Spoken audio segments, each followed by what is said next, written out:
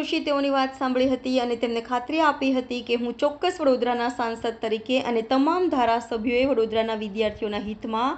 આગામી ટૂંક સમયમાં વાઇસ ચાન્સેલર ડૉક્ટર વિજય શ્રીવાસ્તવ સાથે મળી અને આ વિષયમાં વધારે વિદ્યાર્થીઓને પ્રવેશ અપાય અને વડોદરાનું હિત જળવાય તેવા ચોક્કસથી પ્રયત્ન કરવામાં આવશે તેવી બાહેંધરી આપવામાં આવી હતી। આજ રોજ અમે વડોદરાના નવનિયુક્ત સાંસદ ડૉક્ટર હેમાંગ જોશી સાહેબને મળવા માટે આવ્યા છે, કારણ કે જે રીતે તમે જુઓ છો કે 2 દિવસથી MS યુનિવર્સિટીની અંદર જે આંદોલન ચાલી રહ્યું છે, આટલા તડકાની અંદર વિદ્યાર્થીઓ અને વાલીઓ પોતાના વિદ્યાર્થી માટે એડમિશન માટે આવી રહ્યા છે, પરંતુ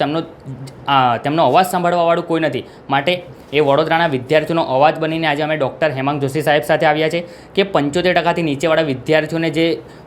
એડમિશન નથી આપ્યું, જેના કારણે વિદ્યાર્થીઓ ખૂબ જ ચિંતિત છે અને વિદ્યાર્થીઓ સાથે અન્યાય થઈ રહ્યો છે, કારણ કે 70, 71, 72% લાવીને પણ વિદ્યાર્થીઓને એડમિશન નહીં મળે તો વિદ્યાર્થીઓ પ્રાઇવેટ યુનિવર્સિટીમાં જવું પડશે અને લાખો રૂપિયા ફીઓ ભરવી પડશે। એટલે આવું ના થાય માટે એક આશા અને અપેક્ષા સાથે ડૉક્ટર હેમાંગ જોશી સાહેબને અમે મળ્યા છે અને હેમાંગ જોશી સાહેબ તરફથી ખૂબ જ સરસ પોઝિટિવ આન્સર અમને આપવામાં આવ્યો છે કે અમે ચોક્કસપણે VC સર અને બધા ધારાસભ્યોની સાથે લઈને રજૂઆત કરવા માટે જશે અને વિદ્યાર્થીઓના હિતમાં નિર્ણય આવશે તેવું અમને બાંયધરી આપી છે।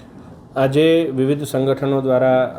જે MS યુનિવર્સિટીનો હાલ જે વિષય ચાલી રહ્યો છે એને લઈને રજૂઆત કરવામાં આવી છે કે કંઈક મેરિટ આ વખતે ખૂબ જ ઊંચું ક્લોઝ થયું છે અને એને કારણે વડોદરાના ઘણા બધા વિદ્યાર્થીઓ પ્રવેશથી વંચિત રહે એવા સંજોગો સર્જાયા છે।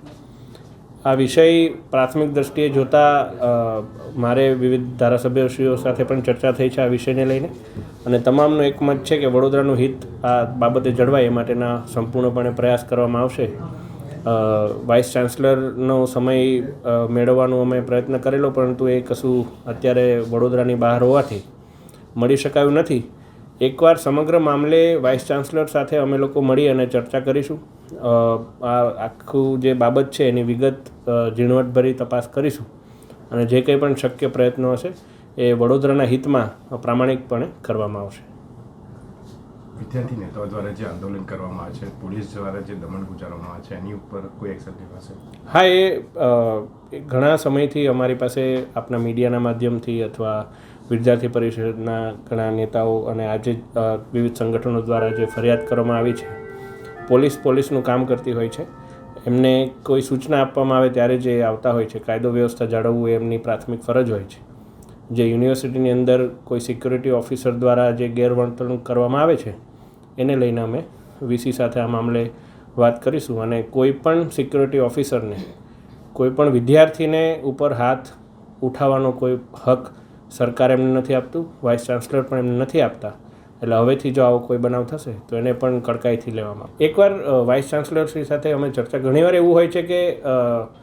એમને હજુ ખ્યાલ ના હોય કે નીચે શું બધું બનાવ બની રહ્યા છે, એટલે એકવાર આપણે એમના ધ્યાને લાવીશું કે આવી બધી વસ્તુઓ એમના સિક્યુરિટી ઓફિસર દ્વારા કરવામાં આવે છે અને એમના દ્વારા આને સુધારવામાં આવે એ માટે એમને ટકોર કરીશું।